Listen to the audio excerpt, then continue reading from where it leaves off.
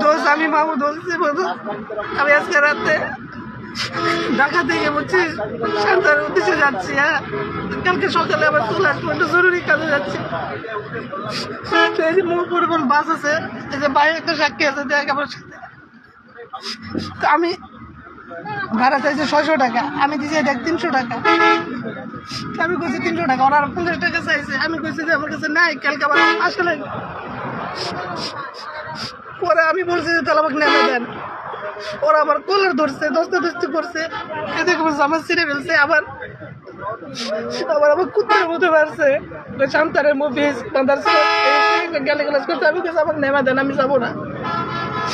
তারপর আমাকে মারছে জানিস সবার সামনে।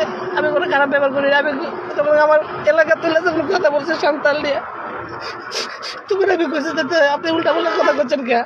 আপনার ছবি দেন তো দেখি, আপনি সাহস কথা বলেন, আপনি সন্তানলে উল্টা পাল্টা কথা করেন। আমি প্রতিবাদ করাতে আমার কুত্তের মধ্যে মারছে জানিস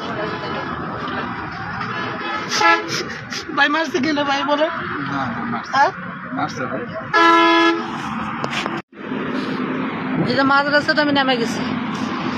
এত খারাপ এই ড্রাইভারেরা।